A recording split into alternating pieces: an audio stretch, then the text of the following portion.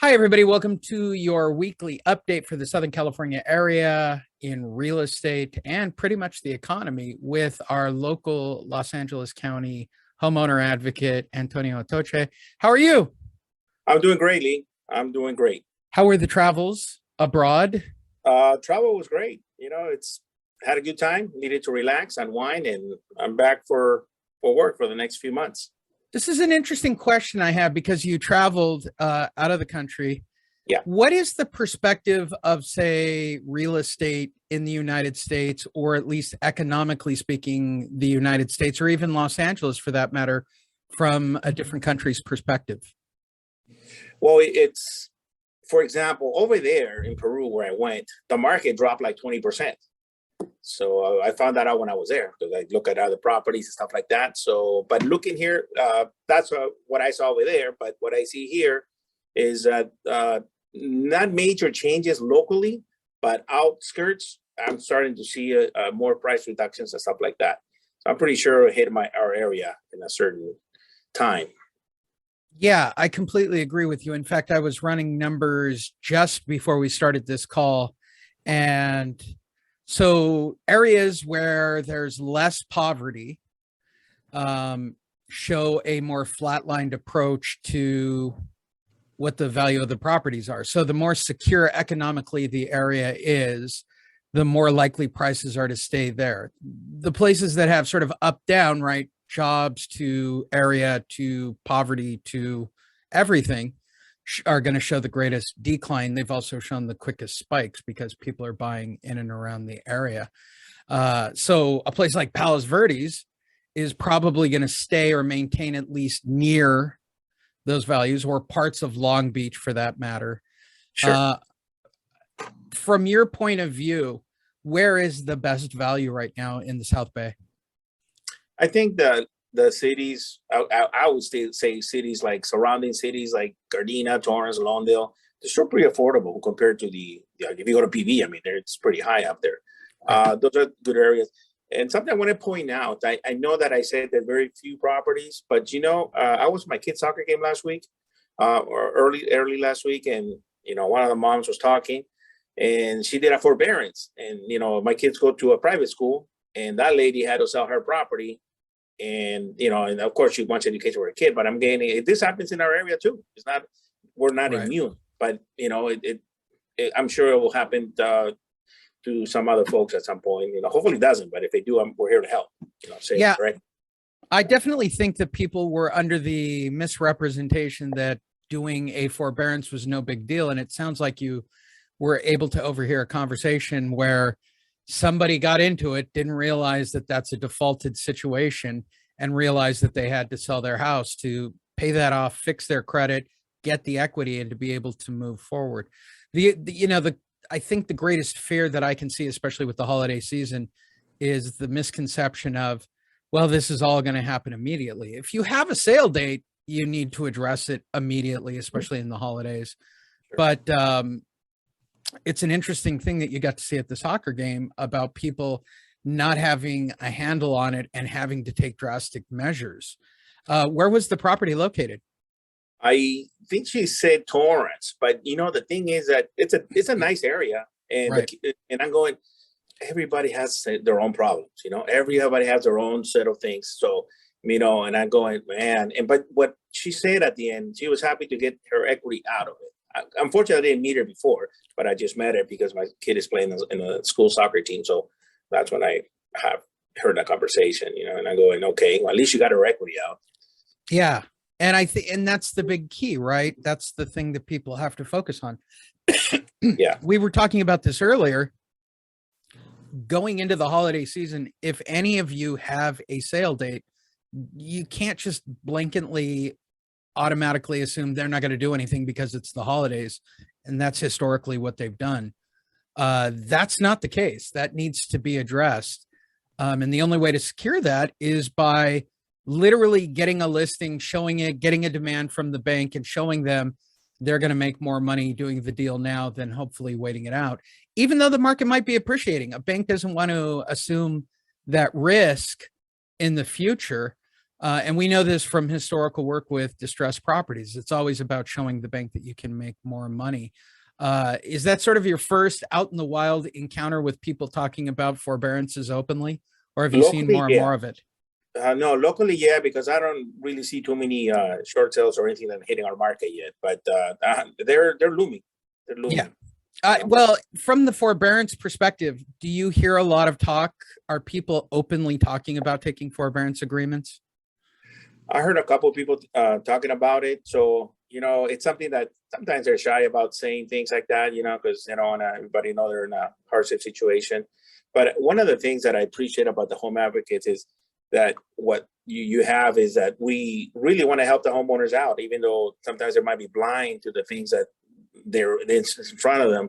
But by being out there helping them with the information, at least they have a way out, because most of them have equity, and most of them won't be able to, pay their forbearance back. So at least we're out there to help them, and we provide a good service, being good to them, to sharing them the info that what their options are. I think the more we talk to them, the more people we can help, get out of their situation. Yeah, it's an interesting topic to get to the point now where I would imagine if I got a forbearance, I don't know. I don't know with the major banks about forbearances, or what those people are receiving because it's been very quiet news wise.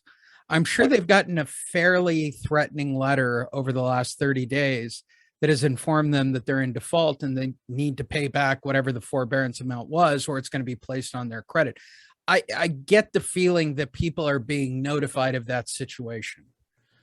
Yeah, I'm sure they're getting those letters and more right now. So, we're there to help them out and, clarify some points that they may have doubts on and, really help them out. I mean, the true word advocate is helping them out, Yeah. looking away out. And I like what you help us with.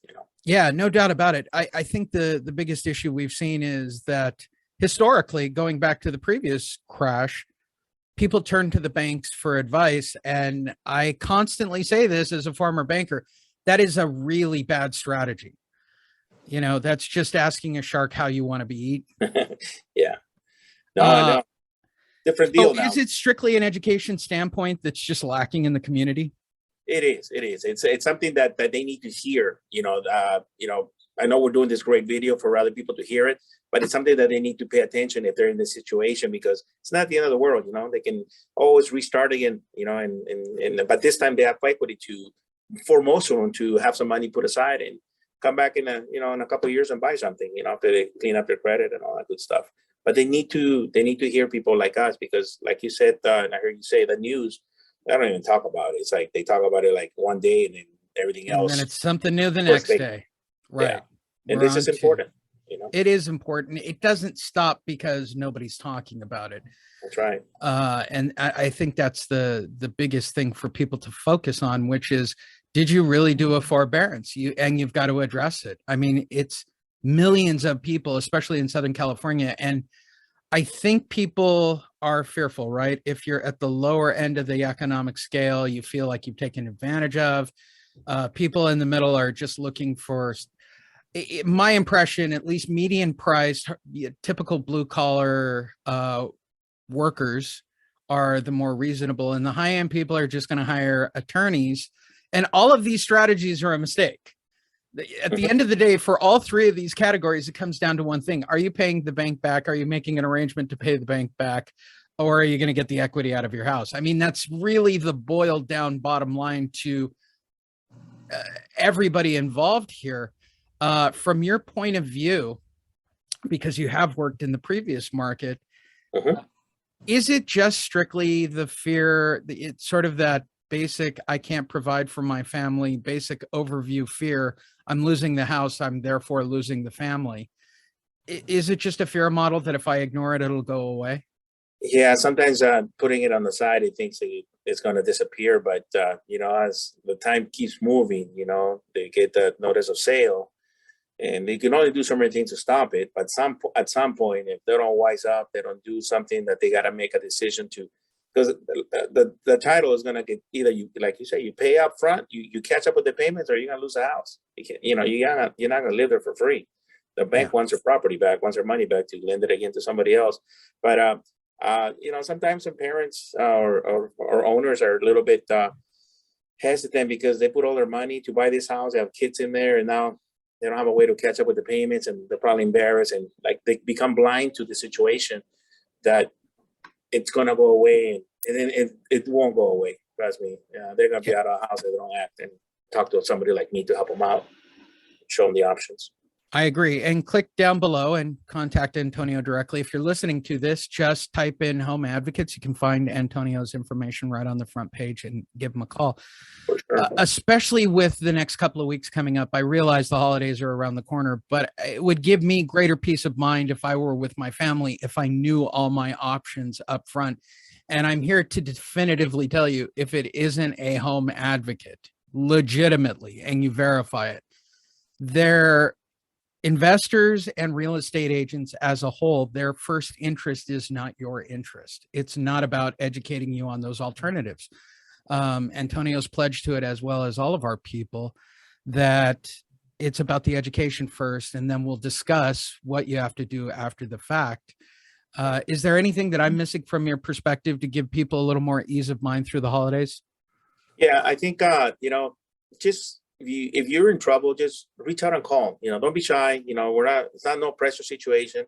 Just giving you information. You look at all the options, and then you decide what's best for you. Of course, I'm gonna point out some stuff that you may not be realizing that's happening, but I'll definitely give you everything you need to know, and you take the steps. But just don't be blind to it. Just act on it. Act on these letters that you'll be getting if you're in the forbearance and you're not able to catch up.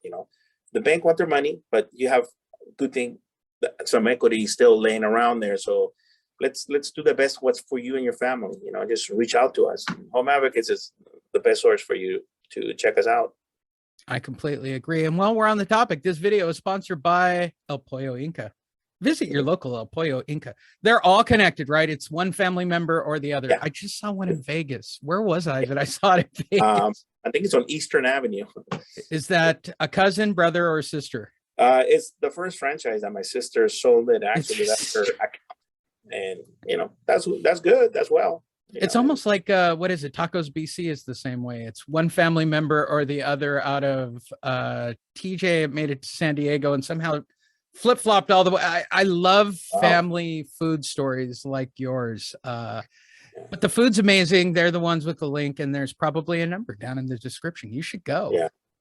If you want to meet Antonio directly, I think you could talk him into meeting him at it's Gardena, technically, correct? Yeah, we're in Gardena, and the other restaurants are just brothers and sisters that we work hard to get what we are over 30-something years at it. And we're a little bit more in real estate, but yeah, I'm next door. So if you want to talk and you're hungry about this, we can sit down and have a nice lunch or whatever. We talk about your home situation. So we can do that too.